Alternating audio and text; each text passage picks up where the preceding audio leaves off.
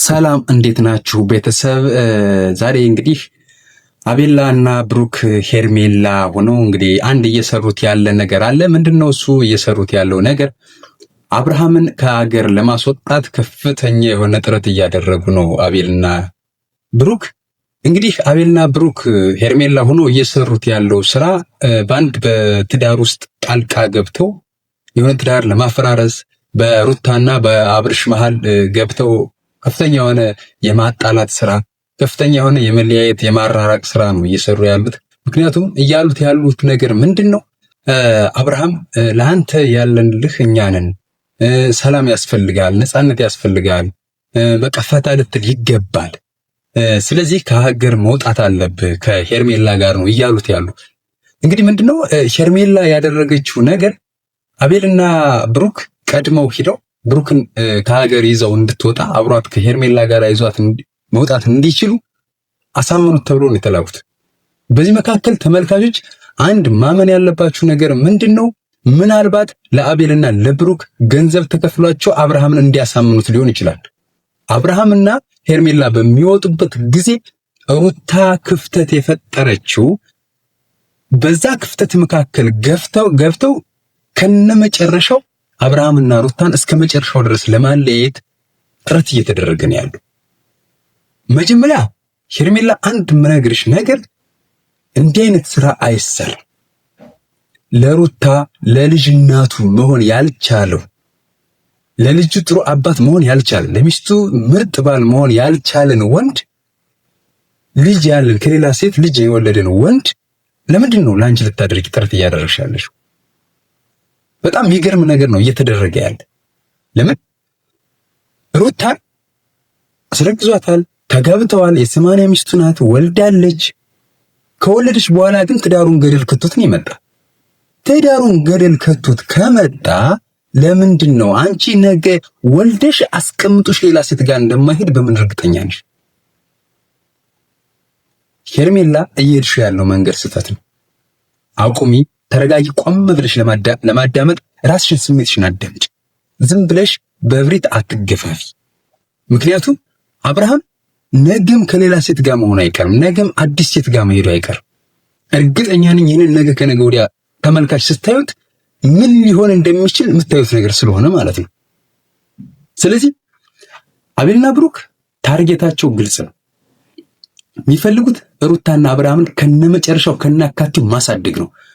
ቆይ አቤልና ብሩክ ሄርሜላ ሆናችሁ አንድ ጥያቄ ልጠይቃችሁ። አሁን የተወለደ ህፃን ልጅ አለ፣ በቅርብ 2 ወር ያልሞላው ህፃን ልጅ ነው። ይህን ህፃን ልጅ እንዴት ነው ማድረግ ያለበት? በዚህ እድሜው እናትና አባቱ ተለያይተው እንዴት ነው ሊያድግ የሚችል? ይህ ልጅ ምን እየተባለ ነው ሊያድግ የሚችለው? አባቱ እንደዚህ ሆኖ ሶሻል ሚዲያ ላይ በዚህ መንገድ ግን ነገ እኮ ቪዲዮውን ያያል፣ ሁሉን ነገር ያያል። ይህ ልጅ ምንድን አይነት ስሜት ነው ሊሰማው የሚችል? ስለዚህ ረጋ ብለን ማሰብ፣ ቆም ብሎ ማሰብ፣ ማዳመጥ፣ ነገሩን በጥሞና መረዳት። አቤል ብሩክና ሄርሜላ እናንተን ይመለከታል። በእርግጠኝነት ነው ነገራችሁ። ነገ ከነገ ወዲያ ዋጋ ሊያስከፍል የሚችል ነገር እየሰራችሁ ነው ያላችሁ። የእውነት ማለት ነው። ይህ ጥሩ መንገድ አይደል። ሄርሜላ ይህን ያህል አብርሃምና ሄርሜላን ለማገናኘት ጥረት ባደረጋችሁበት ለምንድን ነው ሩታና አብርሃምን ለማገናኘት ለማግባባትና ፍቅራቸውና ትዳራቸውን ልጃቸው በደንብ እንዲያሳድጉ ማድረግ የማትችሉት? ለምንድን ነው እዚህ መንገድ ላይ ለያይቶ ሌላ ባል ማጋባት ሌላ ሴት ለማገናኘት እየተፈለገ ያለበት ጊዜ ምንድን ነው? ይሄ እየተሰራ ያለው ስራ ምንድን ነው? አቁሙ። መንገዱ ደግሞ በእርግጠኝነት ሌላ ስራ ይዞ ሊመጣ ይችላል። ነገ ከነገ ወዲያ ሌላ ችግር ይዞ ይመጣል። ዛሬ አብራችሁ ብትወጡ፣ ዛሬ አብራችሁ ብትሄዱ፣ የተሻለ ቀን አሳልፈን እንመጣለን፣ አብርሃምን ሰላም ይሰማዋል ብላችሁ በምታስቡበት መንገድ መጥፎ ነገር ተፈጥሮ ሴትና ወንድ አንድ ቤት ሆኖ መጥፎ ነገር ተፈጥሮ ቢመጣ ነገሩን ይበልጥ የተጧጧፈ አልሆነ ነገር ውስጥ ትከቱታላችሁ። ስለዚህ ሄርሜላ፣ አቤል፣ ብሩክ ረጋ በሉ። ሌላ አብርሃም አንድ ጥያቄ ልጠይቅ።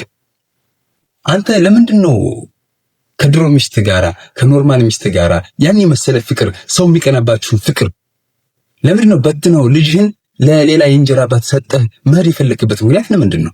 ይሄ እኮ ሌላ እንጀራ አባት ምክንያቱም ሩታ አንተ ጋር ጨረሳችሁ ከተለያያችሁ 80 ከቀደዳችሁ በኋላ አብራችሁ አትኖሩ። አብራችሁ በማትኖርበት ሰዓት ደግሞ ሩታ ቁማ ልትኖር አትችልም። ለምን? ወደ ህይወቷ አዲስ ሰው ሊመጣ ይችላል። ነገራችን ላይ ሩታ በጣም ነው የምታሳዝነው። ወልዳ አራስ ቤቷን በስነ ስርዓት መታረስ እያለባት በስነ ስርዓት በክብር ቁጭ ብላ ቤቷ ወደ ኖርማል ማንነቷ መመለስ እየቻለች እናንተ ግን ብሩክ ሄርሜላ እና አቤል የምትባሉ ሰዎች ነገሩን ይበልጥ አጣብቂ ውስጥ ከታችሁ አጣጣፋችሁ። ይቺ ልጅ ከመውለዷ ገና ሳይሆናት በነገር ጠበሳችኋት፣ ነገር ውስጥ ከተታችኋል። ይቺ ልጅ ቆይ ምን እንድትሆን ነው የምትፈልጉት? ሩታ ምን ትሆንላችሁ? እስኪ እናንተ በእናንተ ግምት ምን እንድትሆን ትፈልጋላችሁ? በነገራችን ላይ ነገሩ በሰከነ መንፈስ መታየት አለበት። አቁሙ። እንዲህ አይነት መንገድ ጥሩ አይደለም። ቆይ ተመልካች እስከ እናንተ ምን ይማር? እናንተ አሁን በትንሹ ትልቅ ሰብስክራይበር ተከታይ ያላችሁ ሰዎች ናችሁ። ትልቅ ሰው ብዙ ህዝብ እናንተን እየተመለከተ ነው። ይሄ ወጣቱ ከእናንተ ምን ይማር? ነገ ከነገ ወዲያ ልጅ ወልዶ ጥሎ ሊሄድ ወንድ መሆን እንዳለበት እንዲሆን ነው የምትፈልጉት? ይሄ ጥሩ ነው ብላችሁ ታምናላችሁ? ይህ ትውልድ አይገልም? መጥፎ ጠባሳ አይፈጥርም? ነገ ይሄ ስራችሁ ሊያኮራችሁ ይችላል? አያሳፍራችሁ? እንደማያሳፍራችሁ በጣም እርግጠኛ ናችሁ? ብዙ ሰው እኮ እየተከታተለው ነው። በጣም ብዙ ሰው ማለት ነው። በጣም ብዙ ሰው በሰዓት ብዙ ነው የሚታየው። ስለዚህ በዚህ ያህል ተከታይ በሚሄድበት ሰዓት ጥሩ ነገር ሰርቶ ራስን የሚያኮራ ትውልድ የሚያንጽ ትውልድ የሚቀርጽ ስራ መስራት ሲገባን እነ ሄርሜላ እነ ብሩክ እነ አብርሃም እየሰራችሁት አንድ ከተከበረ ጥሩ ከሚባል በሽማግሌ በወግ በማረግ ከተጋቡ ባለትዳሮች መሃል ከወለዱ ባለትዳሮች መሃል ገብታችሁ ነገር እየቀሰቀሳችሁ ነው ያላችሁ። ከፍተኛ የሆነ ጦርነት ነው እያነሳችሁ ያላችሁ። እንዲህ አይነት ስራ አይሰራም፣ ነውር ነው። ለምን እንደዚህ አይደረግም?